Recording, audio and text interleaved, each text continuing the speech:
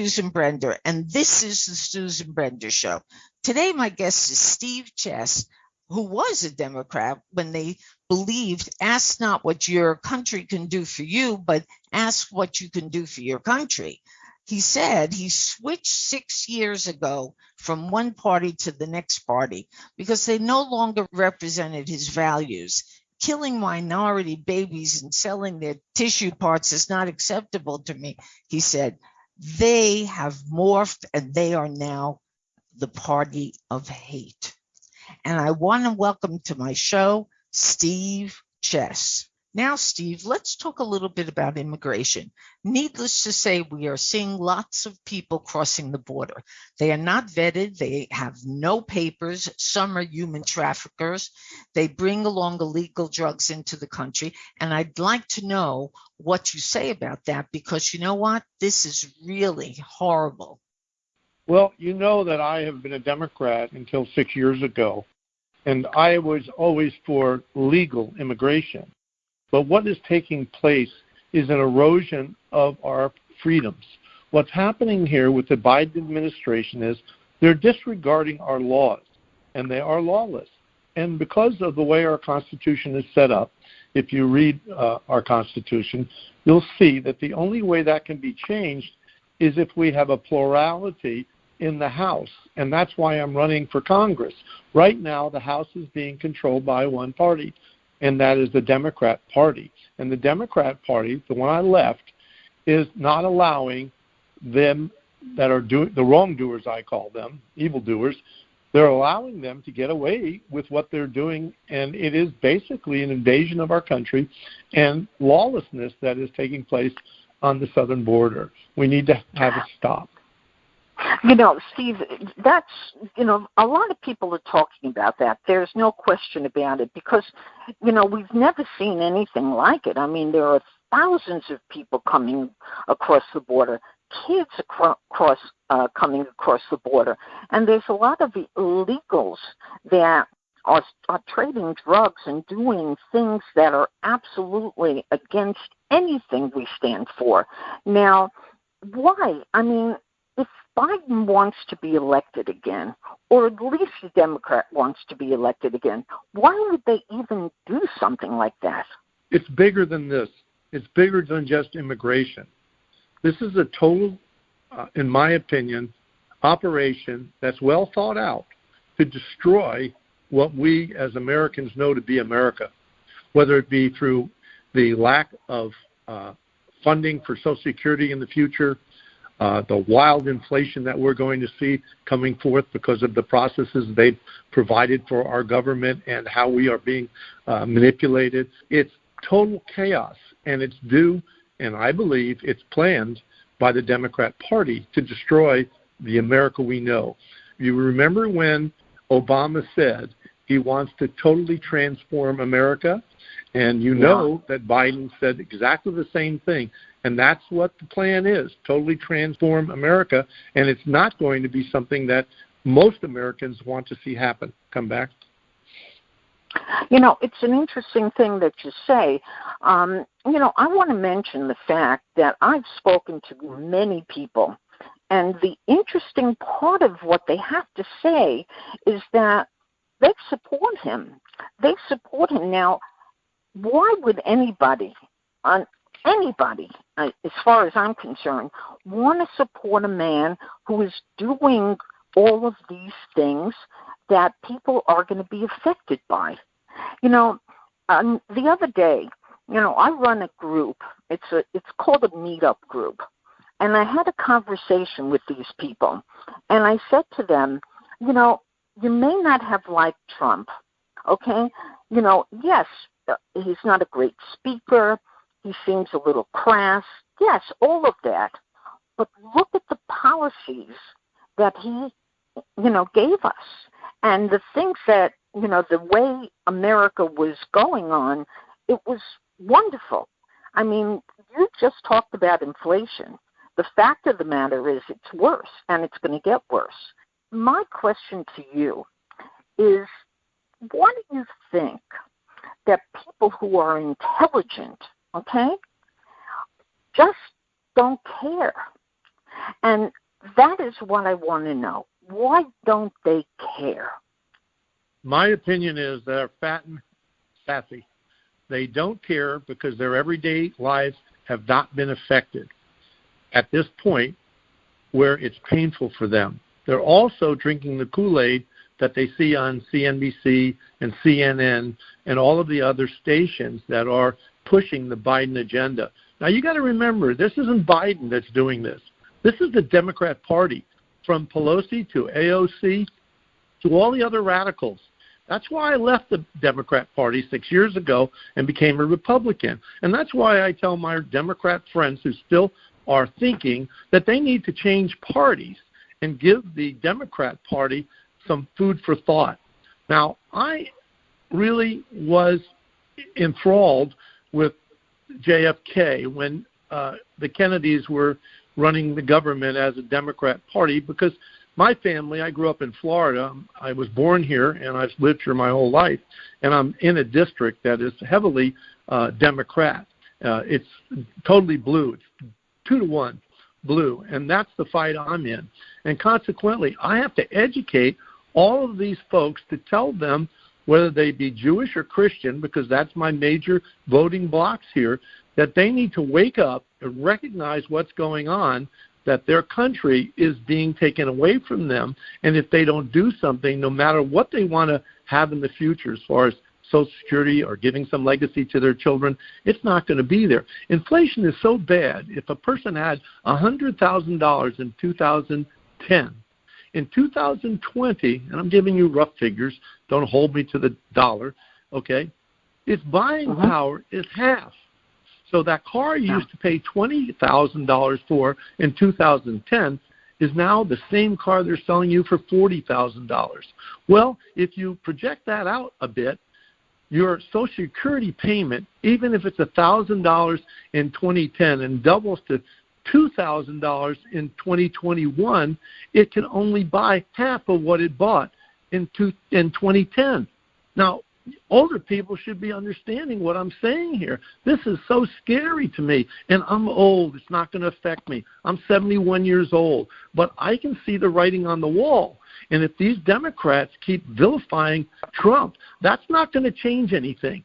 Trump did some good things, as you mentioned. I particularly think he gave up a lot to be president, and I have no ill wishes for his family. I think he did a great service to America, and that's one of the reasons I got off my couch and stopped yelling at the TV and decided to run for office, decided to take on the Democrats where I live. And if everyone would get off their couch, regardless of age, and support the Constitution and the Bible, and we could defund Washington, not the police department, things would get better very quickly. In 3 years of Trump's term, and I know he spent 4 years there, everything had turned around, and that was because of good policy. I don't care if you didn't like his hair. His policies were in line with what I believe should be the template for the future of America. You know, that's a wonderful thing to run on. You know, all of the things that you say, everybody should be listening to, because needless to say, everything that you talked about makes a lot of sense. But here's the thing. We have a group called the Squad. Now, this Squad, they're not necessarily that smart. And I have to interrupt you. They are so dumb that they think cauliflower, I'm talking about AOC, is racist. So when I was banging my head against the desk trying to figure out what she was talking about, one day later, because I thought maybe it was a color, because most of my cauliflower is white, but it does come in other colors. I couldn't figure it out. So finally, she came out with her a profound statement. The reason cauliflower is racist was because it was of European descent, and we should be eating ground yams. How can math be racist? It can only be empirical numbers, and it can only be used to do mathematical equations. There's no racism in math. This is craziness, and you have to ridicule and laugh at these morons, because that's what they are. Come back. Yeah. You know, yesterday I interviewed a woman who is really passionate about making schools change, because needless to say, what is happening in the schools is a travesty. You know, you think about people go to school, young kids go to school, and what are they taught? CRT, critical race theory. Now, that is absolutely the most nonsense I've ever heard, because critical race theory, I mean, I like everybody. I never had a problem with any blacks. I never had any problem with Hispanics. I bet your constituency doesn't have them in your area. But what would you tell them, Steve?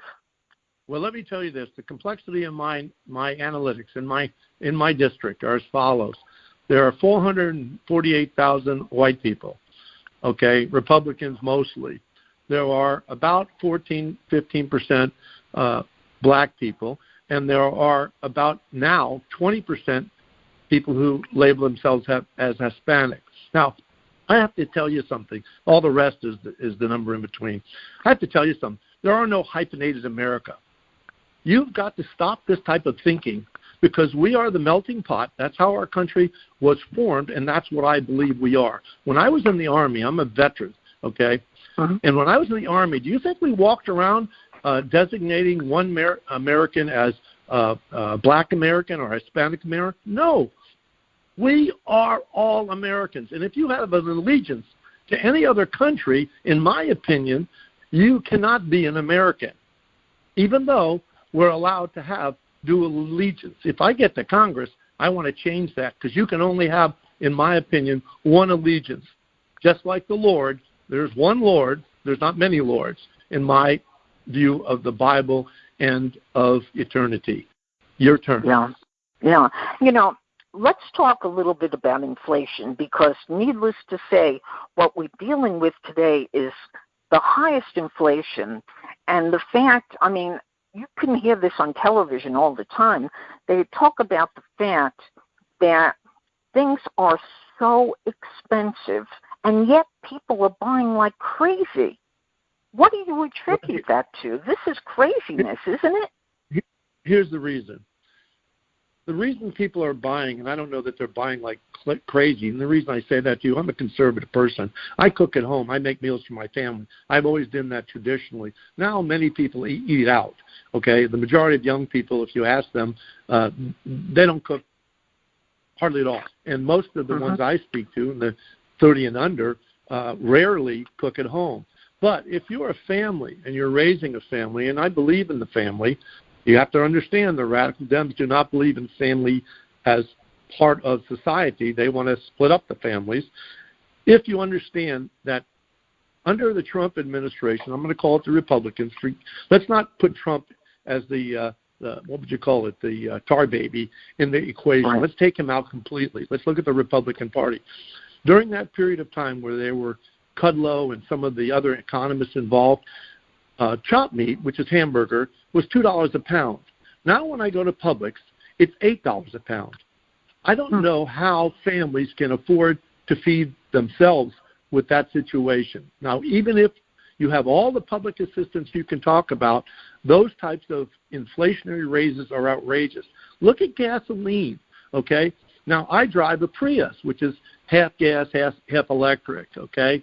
And the reason I worry about the people buying fuel, it's gone from under $2 a gallon, in my area, $4.40 a gallon. Well, that's a huge increase, and that's going to impact everyone in the nation at every level, and people are not taking it seriously. But I do believe this is planned. This is not a mistake.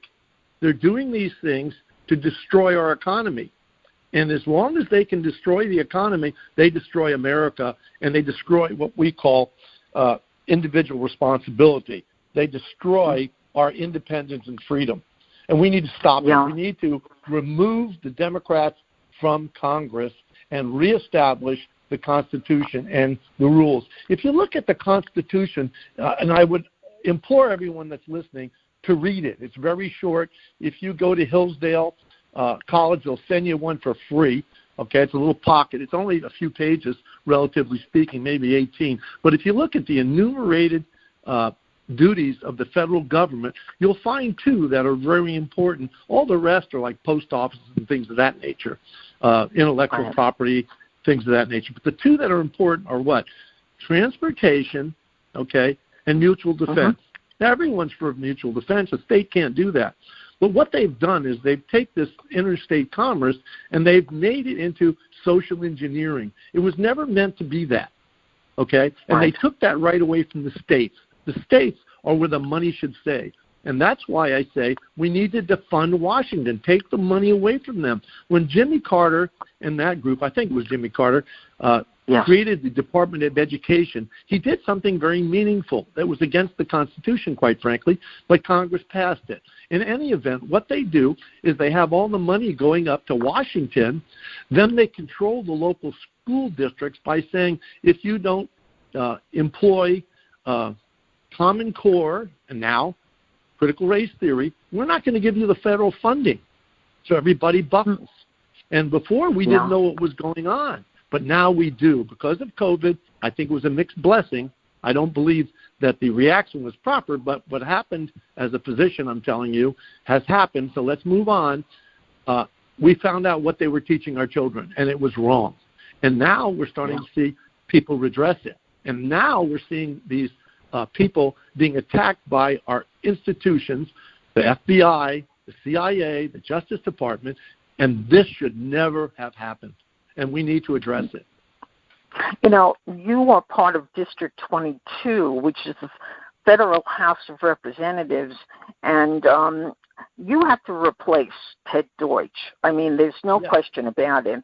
You know, he's been a six-career lawyer, politician that votes in lockstep with Pelosi, which brings up the situation about Pelosi. Is Pelosi, from your standpoint, caving in? Is she wanting to hurt people? Because look at what's happening in San Francisco. If you go there, and I was just there are people who are homeless everywhere. And you want to talk about inflation?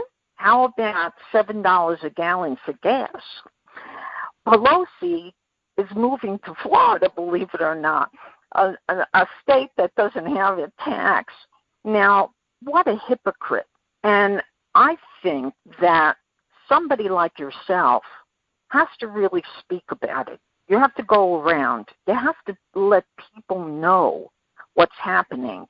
And then you'll see.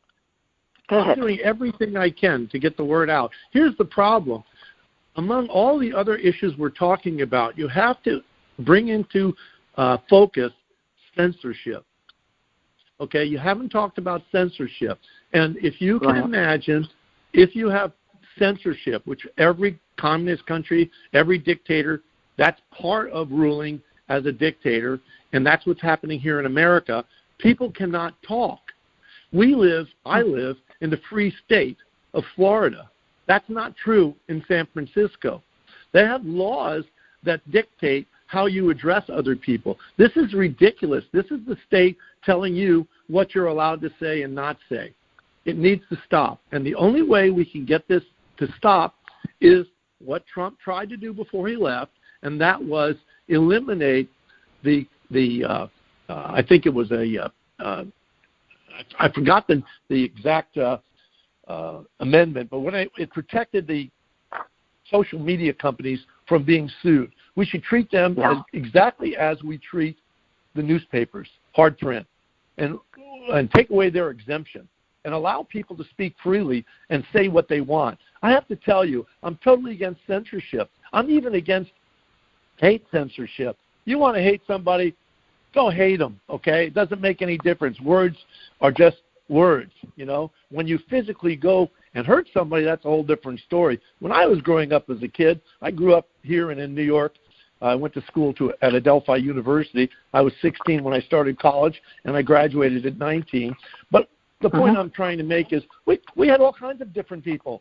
I lived out in the island, okay? And we called each other everything under the sun. But we didn't pull out a gun and shoot you, okay? We didn't beat you up.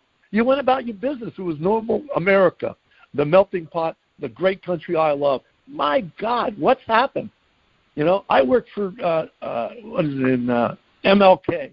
You know, Right. I was Jewish at that time, and I was very involved in equal rights for people. And so I worked for equal rights. I believe in equal rights. I believe in equality, not equity. Do you know what under equity? They're pushing equity now. They want to take your stuff and give it to somebody else. That's not my game. My game is everybody should be given a fair shot at the American dream, and that's where I'm coming from. And hopefully, and I know this to be a fact, most true Americans, when I say Americans, people who believe in the Constitution and the Bible, believe exactly as I do. And that's why I think we've got a real chance to flip this seat. But I need every vote. I need people to change their party so they can vote in the primary election, in the Republican primary election. You know you can't vote in the election, in the primary election, unless you're in each individual party. I don't know if you knew that. I'm not a political person. This is the first time I ran. Also, people don't know how expensive it is to run. Okay? I'm older, and I think about our ancestors. Here they are fighting against the greatest military might in the world. I'm talking about the English, okay? And they were willing to be hung. They were willing to lose all of their property. They were for freedom. They were living it, and they were against unbelievable odds, almost like we are today. So for me to give up my retirement money to fund this campaign is small in comparison to what they gave, and I feel other Americans don't understand how critical this is right now, that we get out there, we donate to people who believe like we do, and let me tell you what the money's used for. The money's used for just what you said, getting the word out. Everything I'm spending in this campaign is to talk to you. I'm not, you didn't charge me. I'm not saying that, but I have to be available for you. I can't be working. It's to put magazine articles in about the Constitution and tell people that they should go to something called Numbers USA, and it tells you everything you want to know about immigration and what it's doing to our resources, not just monetarily, but our actual physical resources and how it's destroying the environment. You hear all these tree huggers telling you how you have to have unlimited immigration. It's ridiculous. You need to look at that and have your readers look at Numbers USA. I've been watching it. They have something called gumballs, and they show you in a very dramatic way how many individuals we can absorb in America, and it'll blow your mind. But you need to go there. Also, Hillsdale College, I'm a proponent of that, and all the other freedom institutions that are still able to speak. I don't know how involved you guys are in that, but I am. Well, it's so interesting to listen to what you have to say, Steve, because you believe in the Constitution. Not everybody even knows anything about what the Constitution is all about. And the fact of the matter is that we are living, as I said before, we are living in a really strange time. Now, I always say to my guest, let me give you the last word. And I think that what you're going to talk about is the fact that you are going to be running very soon, and people should vote for you. And I just want you to give me just one sentence in why that Steve Chess needs to be in Congress. I need to be in Congress because I need to protect your freedom. And freedom is a big word. If you look it up, it's independence. It's the ability for the government not to dictate to you what has to be done. As I said, I was a Democrat when the Democrats believed, as I do, ask not what your country can do for you. Ask what you can do for your country. That was JFK.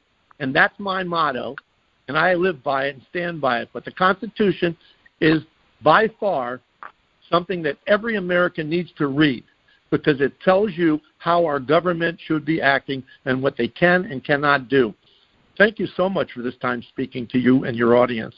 I wish I had more time to go over some of the other issues that we talked about. The buying power is scaring the daylights out of me because I'm worried about my older constituents and them losing the buying power of Social Security. Not that they won't get a check. The check won't be worth anything. We need to defund Washington, D.C. Mm-hmm. Now, I want people to know how to go to your website. It's www.chessforcongress.com and donate to him. Listen to what he has to say. It is just a wonderful thing that he wants to do. He cares about people, and it's not only political. He really, really supports all of the things that are very important, including inflation, illegal immigration, the Constitution. It goes on and on. And I would like to have you back, Steve, on the Susan Brender Show because it was really enlightening. So thank you very much. The only thing I could add is remember, it's chess like the game, C-H-E-S-S. People, when they hear the radio, they sometimes think it's C-H-E-S-T or something else. It's chess like the game, Steve Chess. Thank you. Well, thank you very much, Steve. It's been a pleasure. No, my pleasure. And thank your audience for taking the time to listen.